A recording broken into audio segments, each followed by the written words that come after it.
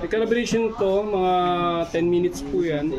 After makalibrate, ready to use na siya. Ayun. Yun yung Paano pang-calibrate nyo? hinold lang naman to sir, pero kailangan kasi may ink to. Okay. You hold to? Hold lang. So, ngayon lang yan, isang beses ang ginagawa yung pagbago pa yung machine. Pag ano na, yung calibrate na yan, hindi mo na kailangan yung calibrate ng calibrate. Refill na lang ang gagawin mo dyan. Meron niyang minimum label. Pag malapit na sa minimum label, kailangan Mag-refill na. Hindi siya pwedeng masagad sir, kasi nadidetect ng machine niya na empty na yung ano mo. Magaganito yan, mag-indicator ng ink error. Hindi yan makapag-print.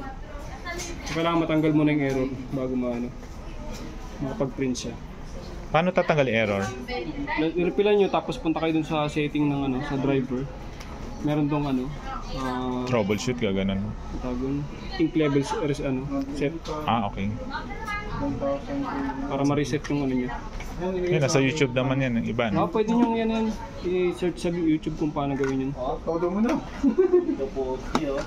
Ang warranty cert, 2 years yan. Any service center nationwide po.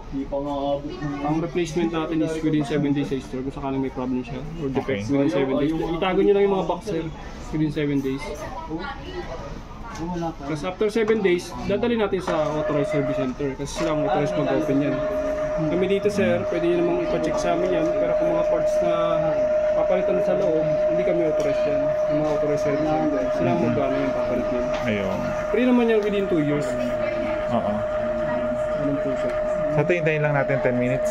10 minutes sir, after 10 minutes sir, okay. Tuturo ko sa inyo kung paano mag-set ng wifi, photocopy, mag-print sa phone. Okay, balik na lang tayo.